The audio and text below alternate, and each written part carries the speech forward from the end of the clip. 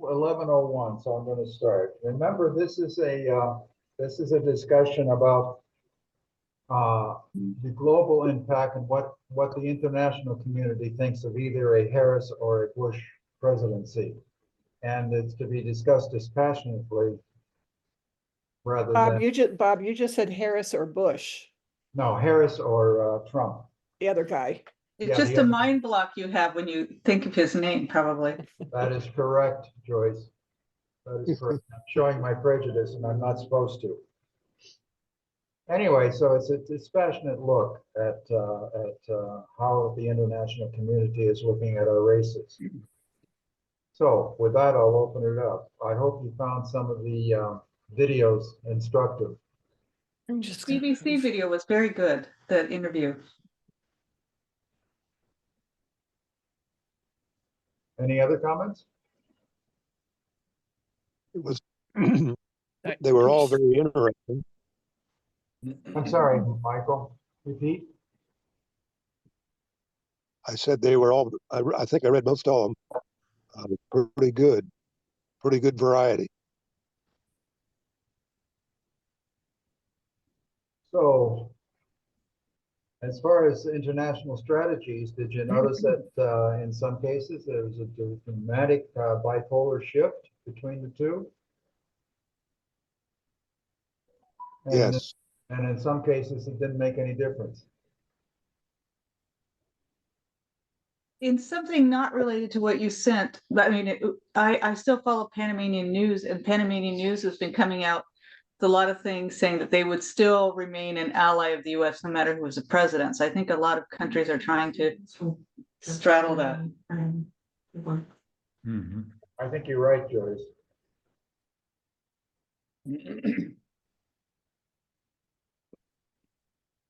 Other comments? Well, we see the stock market and these kind of things it looks like they're in a holding pattern internationally, and they don't know how it's going to be. Although the international analysis on the tariffs was rather striking, and how they saw it would affect their individual countries. Uh-huh. Fred, I noticed that Canada is considerably alarmed on one of the choices and not on the other, not so much on the other, as far as how it affects Canada's progress in GDP. Have you picked up any on that? Well, my main issue is what it does to the global order. And I think it will hasten what we already see, I think, with autocracy becoming more and more the order of the world. And I think the West's rule over how things take place is probably gone, and this will make it even more so. But that's if Trump gets in. I expect if Harris gets in, it'll be more the same as it already is. But autocracy is it's really interesting seeing how China and Russia and then some of the BRIC states seem to be ganging up. And I'm a little bit worried about that. I really like the order that the West had rather than what others want.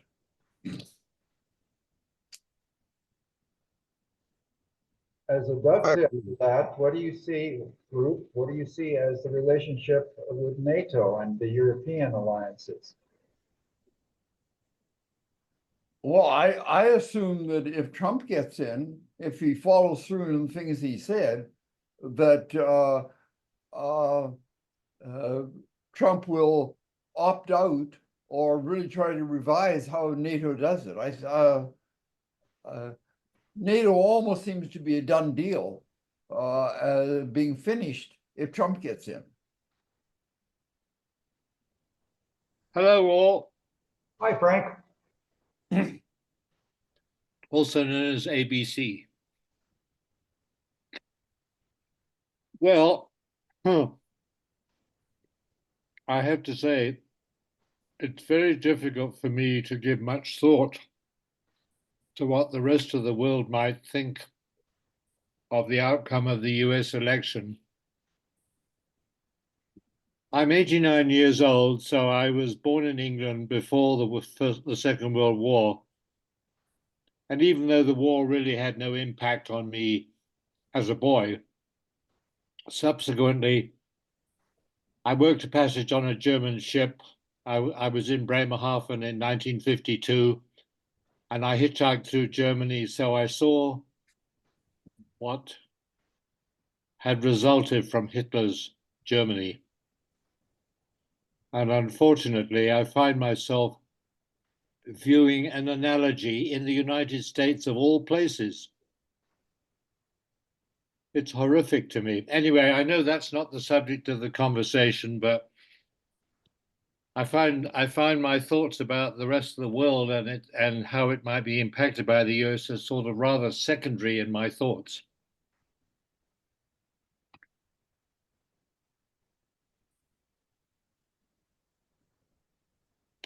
So I watched some of your links. Is my video on? Yes. Oh, okay. So there was dead silence. I just wondered why. Well, I mean, some of those links were really good. I was pleased to see the ones from the BBC because I sort of see that as being offshore and hopefully more balanced.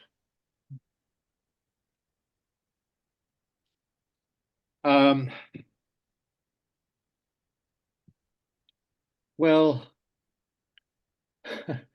I find it hard to contemplate a Hitlerian government in the United States. And what the rest of the world will make of it.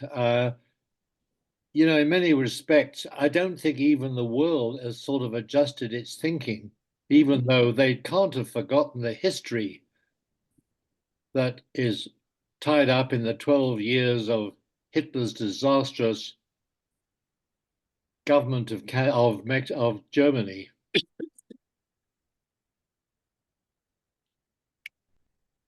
I should say welcome to Doreen. Who Thank muted you. herself. Thank you for having me. Oh, anytime. You know, the common thread that I saw through a lot of the articles was sort of, you know, obviously Trump taking a nationalistic, what I think he calls America First approach, transactional, you know, very, to use NATO as an example, he wants to make NATO, pay more of, quote unquote, their fair share. And, if they don't, then, he would draw our support from NATO. I think I saw Vance said something about with Ukraine, that Ukraine just didn't matter, So there's certainly definitely more of an isolationist impulse. And I think Europe, obviously, I think has been mentioned. I mean, that's kind of frightening for a lot of us. I mean, I think we believe that NATO serves our interests well and Europe's interests well. And obviously, pulling back from that, we don't really know what would happen, but it could be alarming. You sort of see the same sort of transactional approach in other areas to, North and South Korea, China, etc. So, the thing that stood out to me was that sort of American nationalist, American first, whatever you want to call it, transactional approach. And that would be obviously a big shock internationally.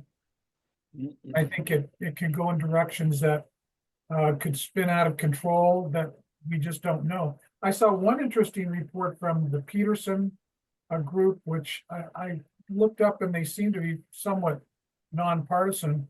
And it actually had potentially, at least across the board, maybe a positive the tariffs having a positive economic impact on at least some countries, probably not Canada and Mexico, probably not even, well, I'm not sure about Europe. But whereas, in other words, where the tariffs would drive up trade so high in America that, obviously that would curtail trading. And some of the countries, probably maybe the BRIC countries or the more economically developed countries, would take up some of that slack, and maybe they would benefit by that slightly, but that would come at the expense of the United States economy, which I think is projected to have slowing growth due to this and also higher inflation. So the question is, from the global outlook, how realistic is it to say that the American would be an isolationist country because of how much the global economy is intertwined with each other? But that model of isolationism, it cannot exist in a global world that we have today. Anyone have any thoughts on that? I think the world has to be afraid of a international recession, because if Trump gets in, he's going to put in succeeds at any of the stuff he's trying to do, the tariffs and the deporting of millions of people. That's going to put the U.S. economy in the trash can, and that's going to drag the rest of the world down with it. So I think they have to be afraid from that point of view.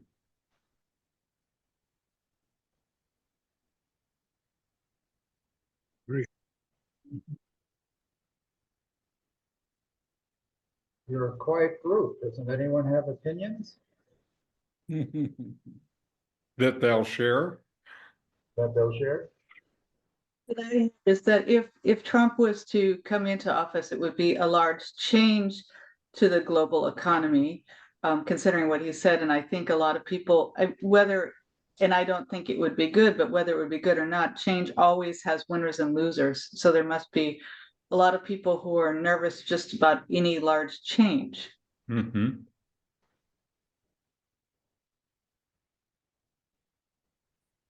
I wonder, when a president comes in with wanting to change things, how successful is he at carrying out what he said he would do?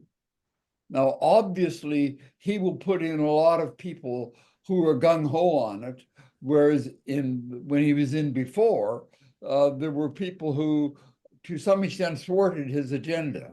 So he'd be stepping up this time. But I wonder if there are elements within the United States that would preclude some of it, like, for example, the military. But do you actually, I mean, that's a very interesting point. And of course, we're coming back to US politics. I mean, the military is bound by the Constitution and all that to obey what the president dictates. Would they, in a case where it was clearly so detrimental to the United States, they would actually say no? Well, but they're also bound by the Constitution. Is that not also correct? Well, kind of. The Constitution is still interpreted by the courts, so that makes things a little more complicated. Well, just for example, Trump has said that he would, I guess since even the 90s, he has talked about wanting to get troops out of South Korea. It's expensive, and, we're spending a lot of money on South Korean defense that we don't really need to. Even though I think South Korea has recently built at their expense quite a large military facility for the United States, trying to pony up a little bit. But, for instance, if Trump were to follow through, I mean, he could, as the commander in chief, if he says we're going to pull out of South Korea, I think he would probably have that prerogative. Probably last time people like General Kelly, et cetera. I think that's a good point, that some of the cooler heads that were in place in the first Trump administration, I don't think they're going to be there. The Right. next people like a General Kelly who would resist that and make that difficult for him. I think this time around, you'll probably see people who say, yeah, you want to pull out troops out of South Korea? Let's go ahead and pull troops out of South Korea. Now, obviously, the minute we would pull troops out of South Korea, the calculus of the Korean Peninsula would immediately change. I'm not really sure how. I don't necessarily think that, at that very moment that would embolden North Korea to attack, but it's certainly going to change the calculus and that whole region. And I think part of the problem, it's so disruptive, it's such a big change that who can actually predict what would be the ultimate impact? I think on the issue of whether Trump can do all of the stuff that he's talking about doing, is America is still this complicated country, and if Trump gets in, he's still going to get in without a majority of the vote, and that means there's still, half of the people in America are not going to be very cooperative to what he's trying to do, and there will be immense resistance to many of the things. That's off the subject of how the international community looks at the race and what its implications are for themselves. Sure. But But it that's is what they have to dependent- be thinking. Norman? It is dependent on the composition of the House and Senate. Very much so. Yes. But is it not likely that if Trump gets in, probably both the House and Senate will go Republican? I would think so. If Trump gets in, he'll have coattails. You're shaking your head, Norman. In the midterms, Trump's supporters or nominees didn't do it all well. No. The Democrats did. I would expect that in the general election, that will hold true also. But we'll see several days from now. But aren't there a lot of seats that are now Democratic that are up for election? In the Senate, yes. In the House, all of them. Of course, that's the way it is all the time. Larry and Dee Dee, do you have any comment on that? Well, I think if Trump gets in, it means the Republicans were out voting. Can't hear you. Can't hear you. If Trump gets in, it means the Republicans were out voting, and it means that in my mind, I think the House and Senate will turn Republican because there'll be so many votes already there to support Donald. I think I have heard that there is some talk that down ballot won't maybe follow as closely this time around, but we shall see, obviously. So what does this mean if Harris is president or if Trump is president? What does this mean for Mexico, where we live, most of us? If I was Mexico and the Mexican government, I would be very, very worried about a Trump presidency, because if he does in fact kick 1 million people out of the US, he's going to shove them into Mexico. And some of the Republicans have talked about even invading Mexico, which I just can't even imagine. But if I was Mexico, I'd be very, very worried about a Trump presidency. And on the larger scale, what does it mean for trade between Canada, United States, and Mexico, as far as the current reworking of the NAFTA, which is going to be up for review again? When Trump talks about tariffs, is he including Mexico and Canada? Yes. Oh, he is. I would assume so. It is. Yes, if you remember that little short video from Canada, they were talking about the influence of tariffs in Canada and what it would do to the GDP and growth. I think Canada and Mexico would be some of the biggest losers with the Trump tariffs, they and China, because, obviously our trade with Canada and Mexico is extensive through NAFTA. And I think I read something today that Trump even wants to cancel some kind of, I don't think it was necessarily NAFTA related, but it was something regarding Mexico that would, even have a more dramatic impact on sending people back to Mexico, which I think would have a devastating impact on both Mexico and the United States.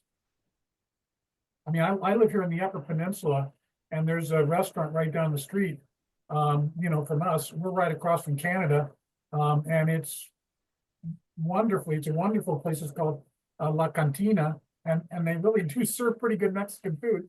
And I consider myself somewhat of a connoisseur of that since I grew up in California, and they make a wonderful caldo de pollo.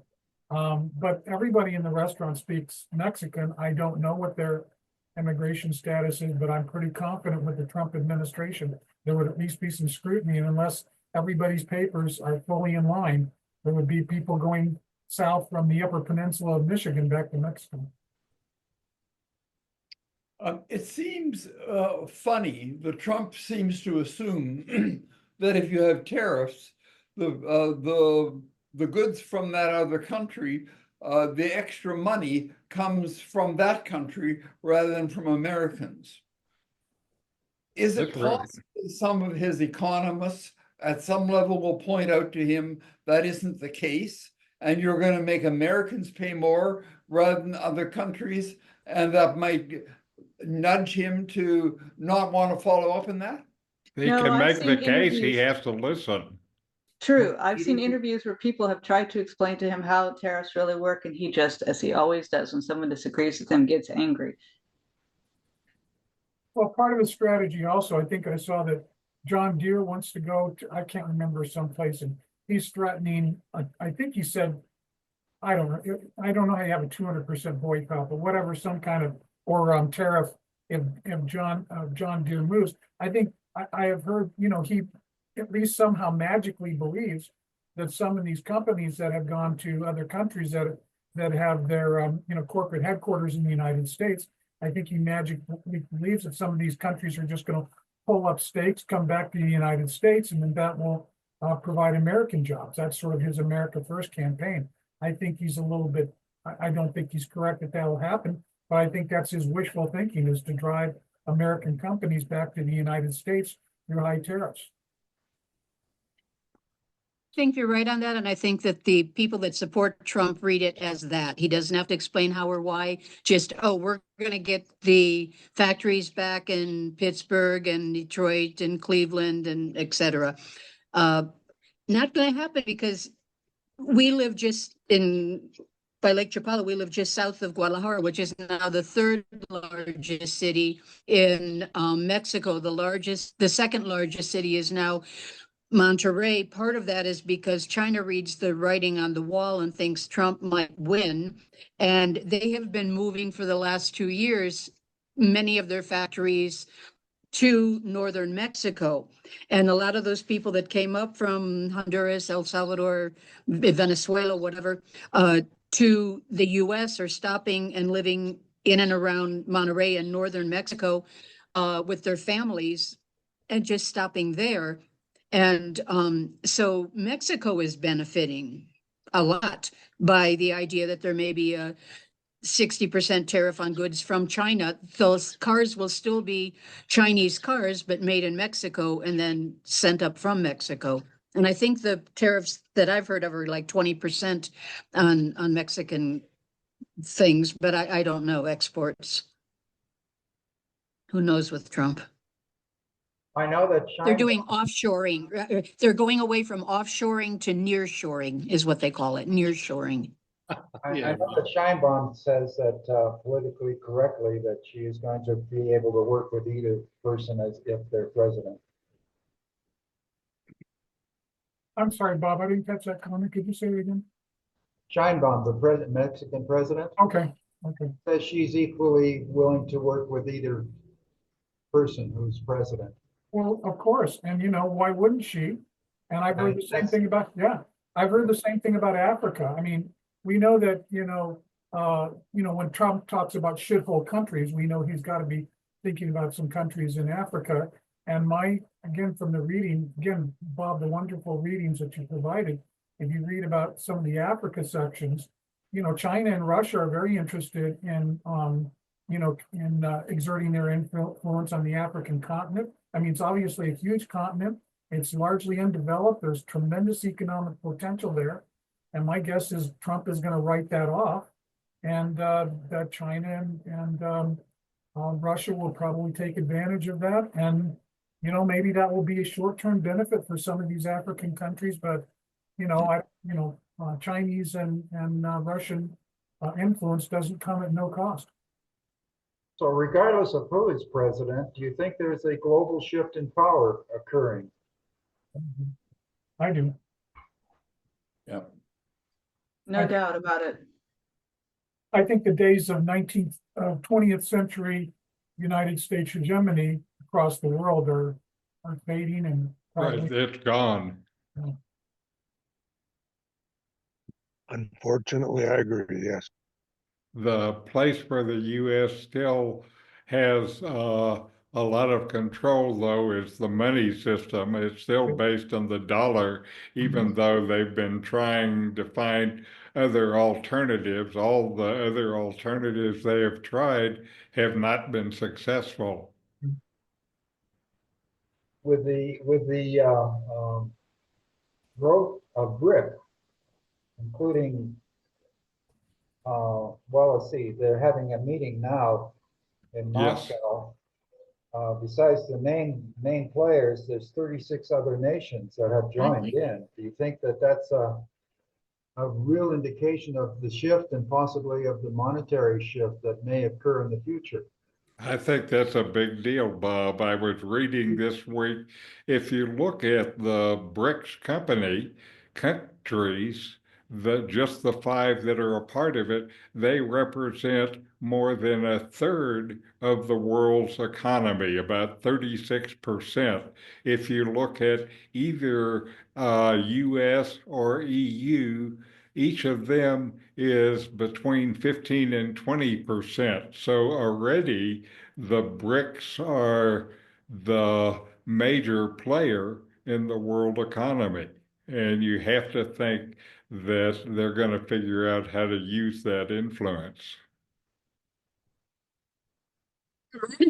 Exchanging with their own monies. They're not exchanging with US dollars anymore. They haven't for years. The top 5 and others, Middle East, So for can petroleum, etc. Go ahead, Edie. what you said, what are the 5 BRICS countries? Brazil, Brazil, India, Russia, India, China, South Africa. and South Africa. Okay. India is a big one. Yes. In the world. And India is essentially going to be the new China. Yeah, I couldn't find too much on India. Did you find anything in your, because I know you keep an eye on India, Richard. Did you find anything? I have not found anything in India. What I still remember when I was in India 15 years ago, they were saying, in the 2020s, we're going to be rising and we're going to be ready to be number 2. And they're still on that trajectory. I just know that Modi likes to hedge his bets and play both sides. Of course.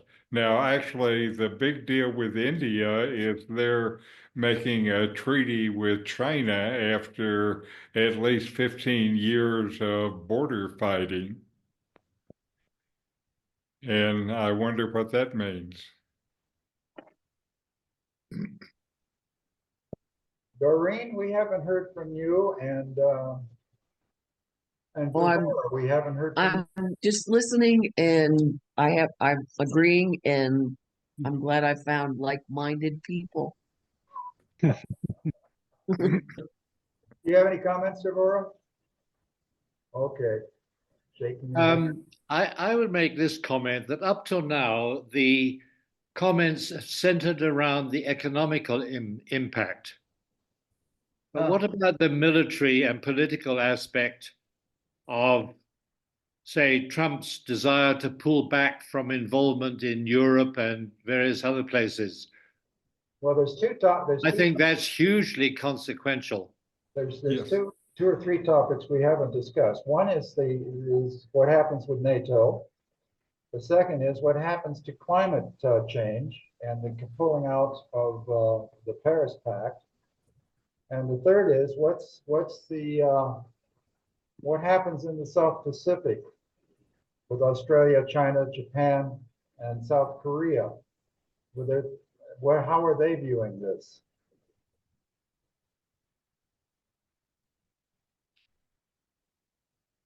Well, I think as I mentioned, I think South Korea and Japan consider it a disaster, especially if troops are pulled out of South Korea. I think that completely changes the calculus. I think the same thing with NATO. I think Europe has to be tremendously concerned about, if without NATO, we know what NATO is for. Without NATO, at least a strong NATO, or without United States support of NATO, that leaves pretty much Russia a far freer hand to exert its influence. There's economic impacts with that. There's there's obviously security impacts with that. I think it makes Europe a far more tenuous place as far as Russian influence and aggression is concerned. Going along with what you just said, Mike, with the Ukraine, we know that Trump would immediately stop supporting Ukraine, which would give Russia, I think, an incentive to go into Poland and other countries, which would really hurt NATO. Yeah. Is Article 5 then non-existent in NATO? I didn't hear that. Does that mean that Article 5 becomes non-existent as far as the NATO treaty? Well, if the U.S. isn't going to support its NATO allies, I think that means Article 5 is no more. Well, it's just reduced to all the Europeans providing the security of Europe without the United States. Right.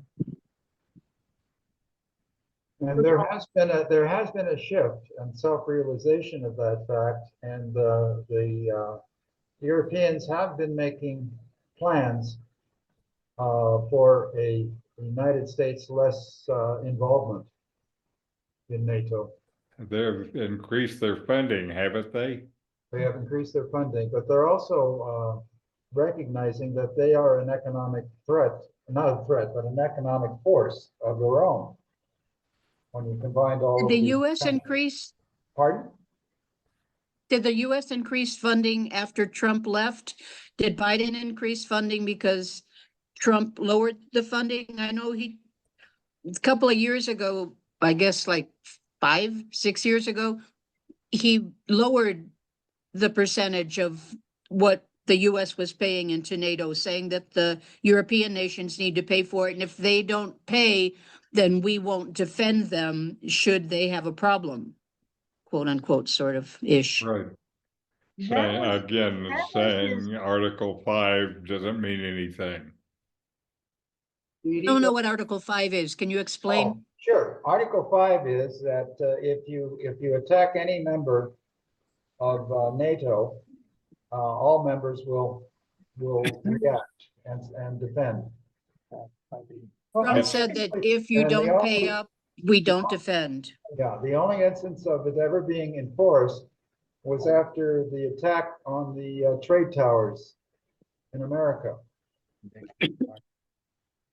Well, the question is, was it answered?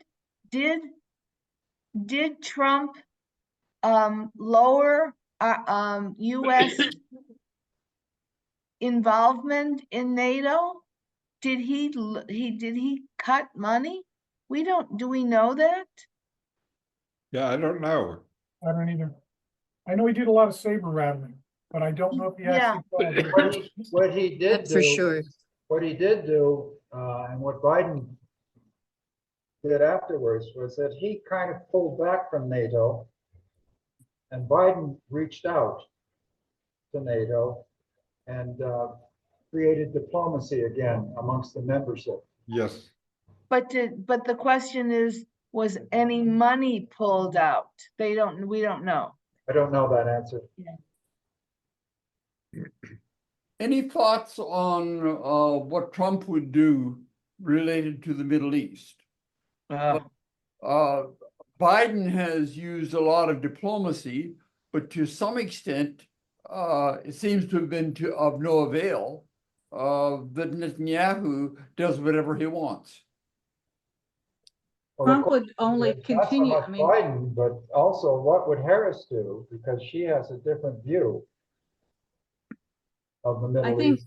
Trump would definitely be much more supportive of Netanyahu. I they're suspect buddies. Harris would be less supportive of Netanyahu than Biden. I think so. But when you say supportive,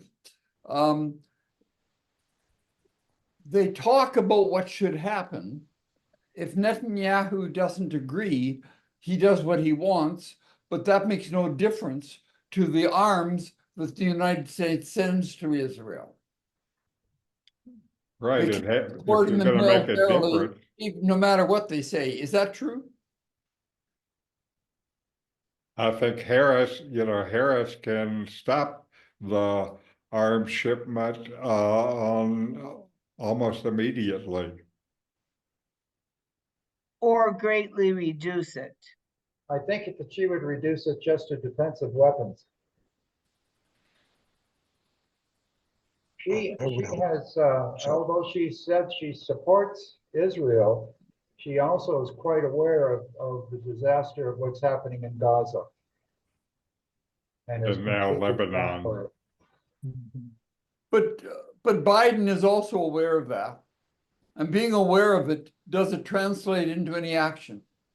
It's a generational thing, though. Everything that I've read and looked into, Biden's generation, the kind of post-World War II, has been, for a lot of, it's sometimes sentimental reasons, more supportive than younger generations. And she is clearly a younger generation. And so I think that she is less supportive, just partially part of the generational worldview change. Mm-hmm. Let's hope you're right. Trump has talked about cutting funding to Netanyahu and expressed some disapproval of the way Netanyahu has handled things. Whether he would actually do that or not is hard to say. I think if he did that, it would be more transactional. He just doesn't want to provide the support to Israel anymore. As a second-term president, he's obviously been courting Israel, the support of Jewish voters. As a second-term president, I think that's one of the things that is a real wild card.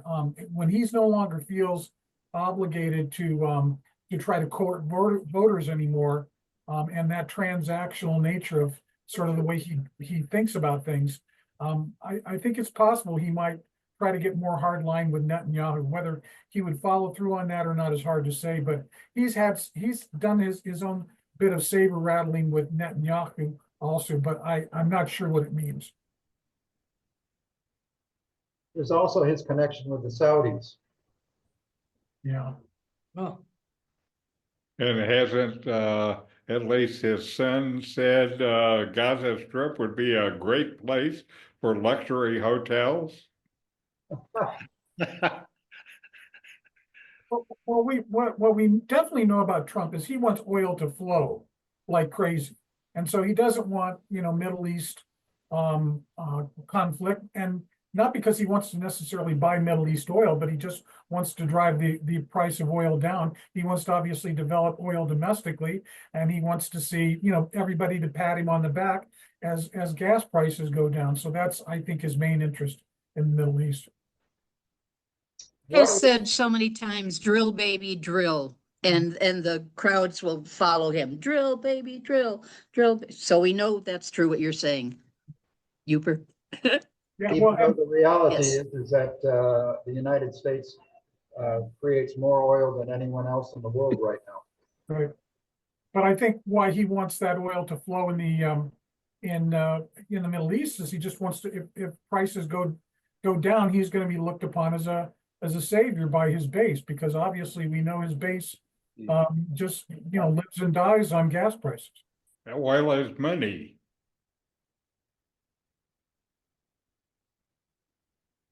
So who do you think the Saudis want, Harris or Trump?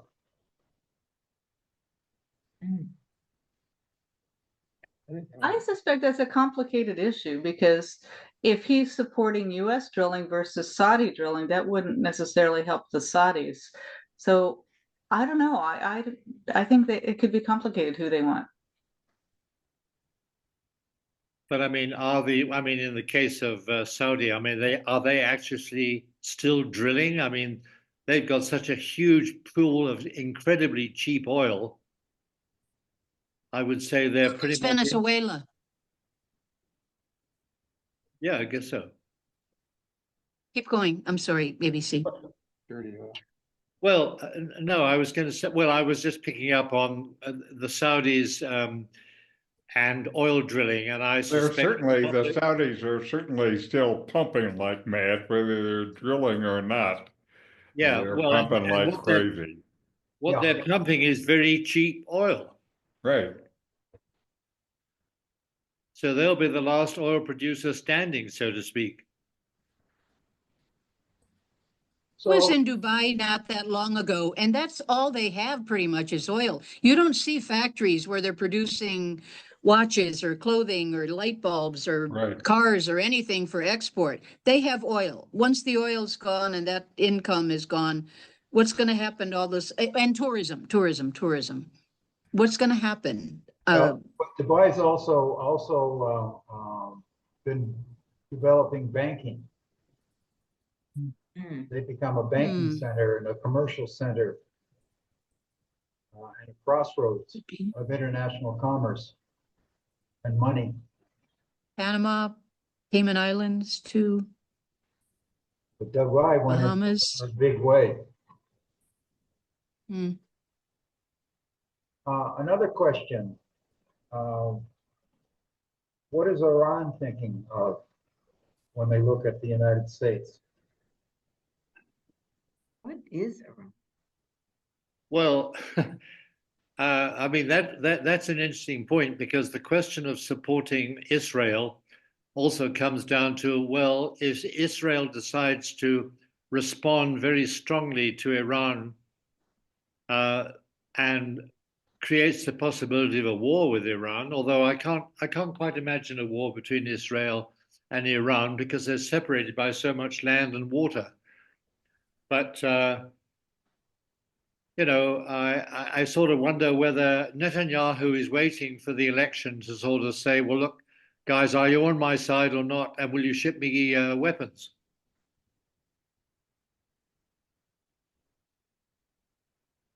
Anyone else have thoughts?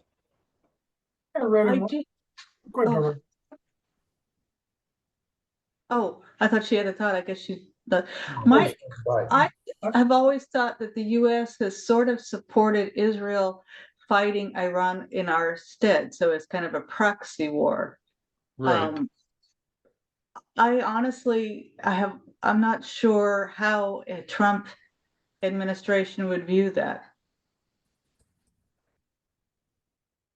One of the articles I read, I think, talked about the fact that Trump believes Iran is sort of the, I don't know, the linchpin in the Middle East conflict, and that he's very negative about Iran.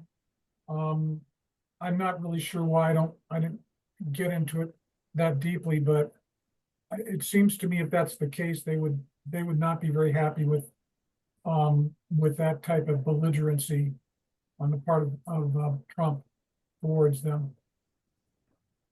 Now, does Iran consider the Saudis an enemy or a threat? They're both competing for the oil business. They're starting to have a rapprochement. They're starting to get closer. Okay. But in fact, there's been a proxy war in Yemen between Saudi Arabia and Iran. Yes. But that seems to have shifted to the Israel Yemen front. and that Saudi has made some overtures to Iran to maybe get some diplomacy together again. Well, Iran does have those proxy wars. A friend of mine, a couple that lives down here, they were on a world cruise and they had to change their itinerary because the Houthis, something like that, Right. were being financed by Iran and boarding ships, and there was too much of a risk that they could board the cruise ships. And so all the cruise ships that were planning to go to Dubai and Abu Dhabi and those areas had to go all the way around, I think it was Africa, and Right. change ports and go Yep. different places. Something about that about a half year ago. And and these Houthis were, the pirates, were doing that on many ships, but we didn't hear much about it here. Once my friends told me about it, I looked it up online and I found information, but mostly from other sources, not from US sources. So yeah, Iran can be a bad country without doing it directly. This is an old thing with Iran because decades ago, Iran and Iraq, there was a war there, which was kind of a proxy war, so I mean, this is nothing new for Iran to be fighting proxy wars. Right. But is Iran able to do anything itself very much? One of the articles that I read was suggesting that Iran really has to watch what it's doing because it's not nearly as powerful as Israel. And they aren't able to do things that really make much of a difference militarily to Israel and elsewhere. So they play it close to the chest. They help other people a little bit here and there, but they're no longer a big power. Is that true? They're coming up with nukes. But no money to pay for them. And there's Well, they're Supports Israel. Who supports Iran? I mean, I remember decades ago when I lived in Costa Rica in the 70s and 80s, they were always the number one receiver of US aid was Israel at the top. And I always thought that was so odd because in the United States, most, oh boy, am I going to get in trouble for saying this? So many people of, so many Jewish people were living in the better parts of cities and having more education than others and larger incomes, but yet the country of origin, oh God, am I getting this wrong? Seemed to be getting more US tax dollars than any other country in the world at that time. Yeah. Still true. Iran is being is in bed with North Korea and Russia. Say that again, Bob. I didn't quite hear that. Makes sense. I said Iran is in bed with Okay. Russia and North Korea. so Basically. neither one of them is an economic power, though. No. Well, Iran. They're in debt. The US gives the money to Israel. That's not a préstamo, a loan, that's a gift. Well, I believe you're right. Well, they want to maintain the long-term policy is to maintain a strong Israel because a strong Israel has the United States is perceived as in the United States interests to have at least one power in that area that is a strong ally of the United States. So a lot of that aid has been military aid. And the other thing with Iran is, of course, Iran wants to become a nuclear power, very much. But again, the economic development is a big part of it. I think right now there's a treaty, isn't there, that allows Iran to develop its nuclear capability as long as they don't turn that into weaponry. And No, that was nullified by Trump. but that hasn't been put back in place. I have it in my mind No. that was put back in place. No? No. Okay. No. And of course, if Trump gets in, that will never happen. Oh, If yeah. Harris gets in, I don't know what and how a rapprochement would occur. Um, I know, again, I think the Saudis are another linchpin in this whole thing. And how they react to Iran and how they react to Israel. The way that Israel has been acting in Gaza has really put strain on the Abraham Accords.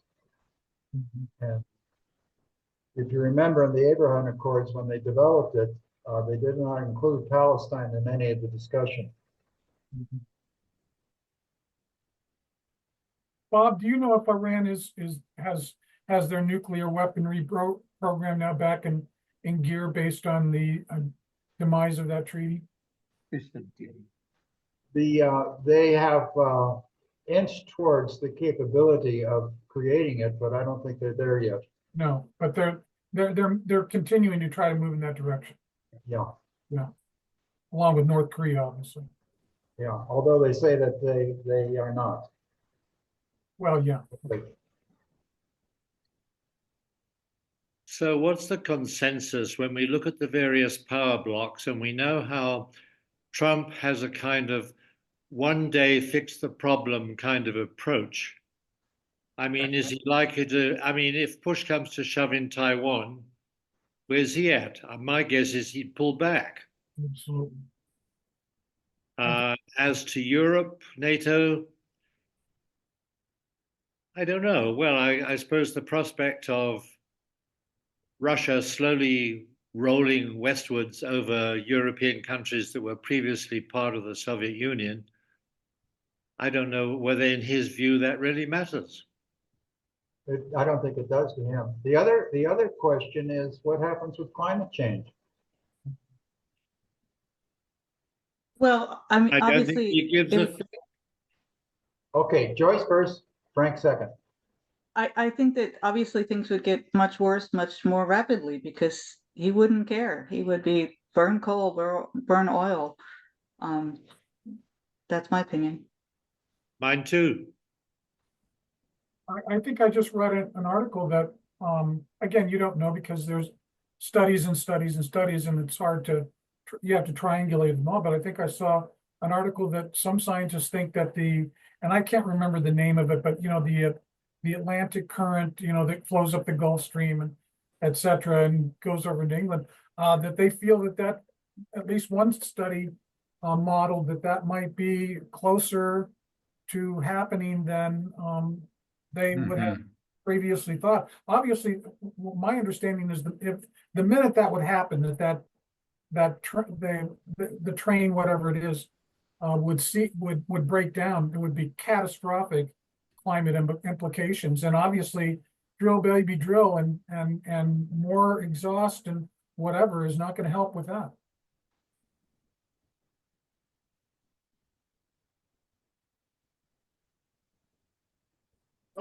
I'm unclear that US climate change legislation has a substantial global impact. It gives everybody a warm feeling, but does it really have a global effect? Well, it's contributing to the global effect. The biggest global effect is from what China is doing with EVs and renewable power. And China's, what they're doing now already has impacted the oil business. There's not as much demand. And there are rumors that 2024 may be the year of peak oil consumption. What does that do to the Saudis and the like?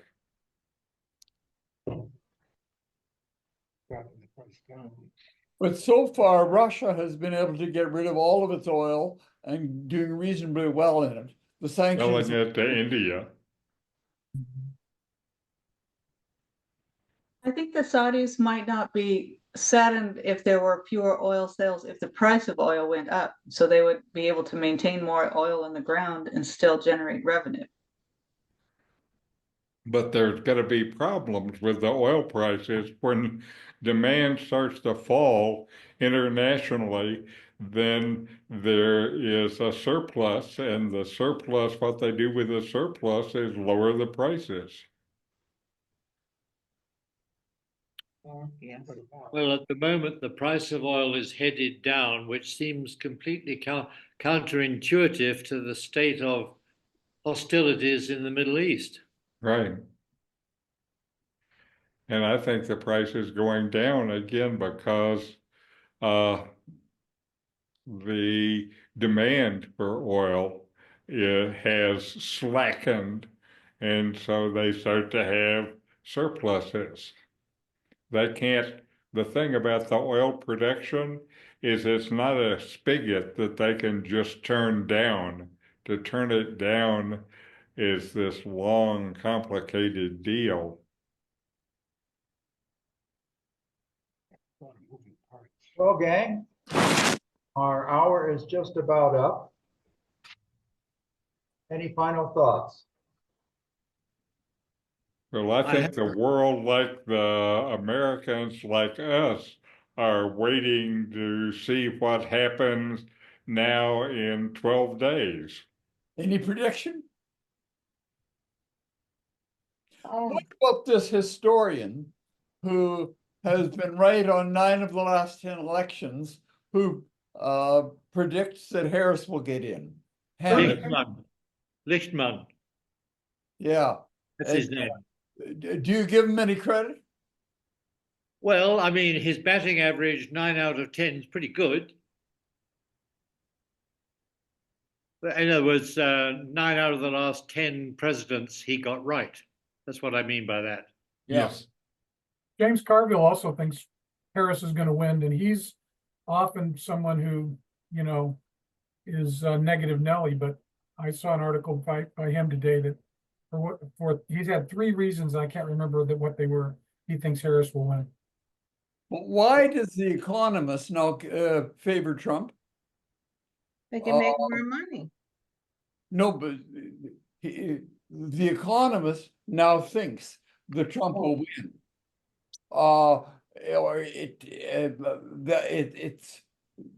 It's changed his tune over the last while, and Trump are all the polls wrong? Like Now, at the polling, if you look at the polling, about half of the polling companies are these right-wing polls that, if you look at them as a whole group, they tend to overrate Trump's odds by 1 to 5 points. And they've been putting out more polls. So when you average the polls, unless you exclude them, then it makes the race look closer. When you exclude them, then it looks like Harris is ahead by 3 to 5 points.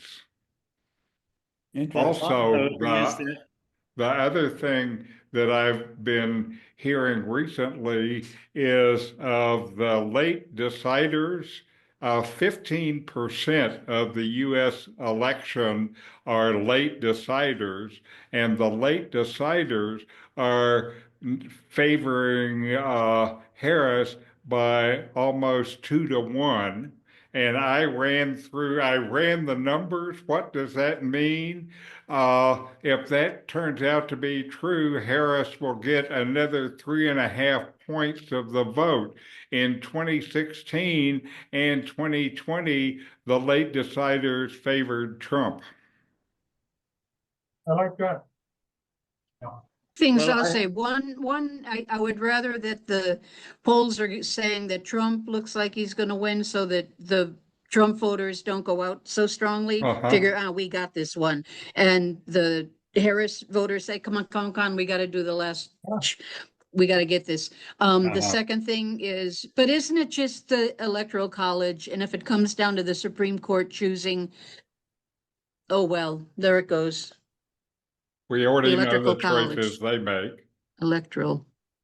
Well, my hope is that the women of America torpedo Trump. Yay. Yes. Yay. You got 2 Michigan voters here, so Not us. Pray for Youpers. That's Come to good. And Michigan. Michigan is a Get over here to battleground Michigan. state, not like They can stay at California. our place and, register, vote, and then go back to Mexico. Don't undercount the males. I'm an honorary Democrat. Okay. All right. We are still seeing a lot of voters. I'm really surprised. But all of a sudden they're coming out of the woodwork. Oh my goodness, can I vote now? It's like, These are the late adopters. Yeah. As to surveys and polls, are you aware of the site 538? Yes. Okay, just Yes. wanted to check. 270 to win as well. But I thought 538 was paid by Peter. Well, gang, our time is up. Thank you very much for all the stimulating conversation. Next month, we're going to look at Harari's new book, Nexus, A Brief History of Information Networks from the Stone Age to AI. And it'll be, I'll warn you now, it'll be mostly videos, including videos with him discussing his book. So until then, I will see you all, and thank you for coming in. Thank you again, Bob. Adios, all. friends. Thank you all so much. Goodbye. Thanks, Bob. Thank you, Bob, and all. Adios, friends. Adios. How you Adios. doing, Trudy? I haven't seen you for a while.